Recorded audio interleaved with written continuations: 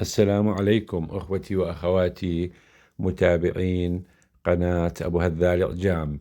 اليوم سويت لكم فيديو عن أرقى المطاعم في لبنان وبالذات في بيروت.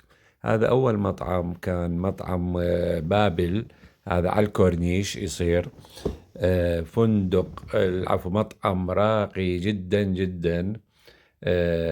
يعني الخدمة بي عندهم أكثر شيء الأكلات البحرية. هذا شوف الروبيان، هذا أنت تروح تختار السمك اللي يعجبك أو الروبيان وتقول لهم أريد هاي القطعة هاي القطعة هاي القطعة، وتريدها شوي أو قلي. وهذا بالنسبة للسمك أيضا اخترته. بعد ما تاكل الغداء يقدموا لك الضيافة طبعا فتشي رهيب. الحلويات شوفوا هاي المجففة والفواكه والعصاير. طبعا بالمناسبة هذا رحت للمطعم مرتين، يعني هاي الصور مو متكررة وإنما مرتين هاي.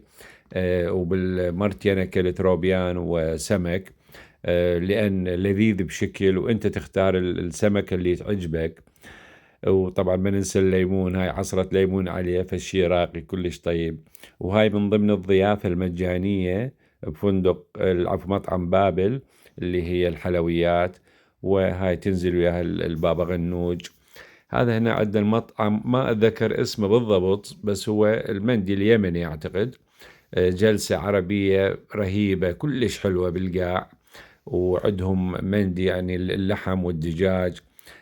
وهذا اللي يجيبوا لك هاي السلطات فريش، كلها فريش، هاي باوع. وحتى جابوا لي سكينة وخاشوقة ويعني وشطل شوكة.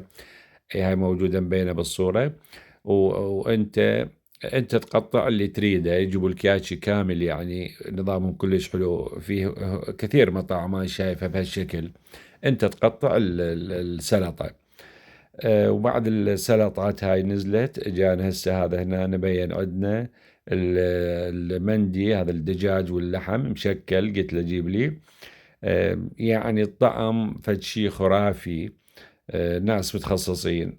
المهم هذا بعدين مطعم مانويلا، هذا يبين هنا الاسم وواجهة المحل المطعم. مطعم مانويلا. طبعا الخدمة بيه فشي يعني خرافي خرافي جدا. شوف هاي النازلة كلها هاي ضيافة، هاي كلها مجانا. أنا طلبت مجرد طلبت على ما أذكر مشاوي.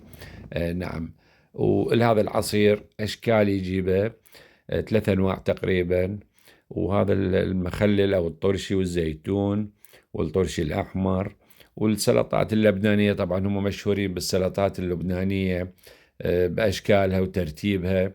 وطبعا ما ننسى الحمص بطحينة والزيت زيتون الراقي. وهاي هنا هاي اجتنا، هاي شوفوا الضيافة يسموها. الفواكه يقطعها قدامك، يعني هاي شوف الشمام او البطيخ، شوف شلون راح يقطعوها بشكل قدامي، يعني قطعها سواها بهالشكل الجميل هذا. وايضا فواكه، تدرون بلبنان هي ام الفواكه بعد. هذا الدراق او يعني الاسماء كثيره، كل بلد يسموه بشكل، جوجة او دراق ومشمش، ويخلون عليه الثلج. المهم بعدين هذا رحت الى مطعم خان بغداد، ايضا هذا بوسط بيروت قريب على الكورنيش. هذا الفتوش والسلطه، هاي الزلطات كلش حلوه يسووها. وطلبت وطبعا شوربه العدس هم جابوا لنا.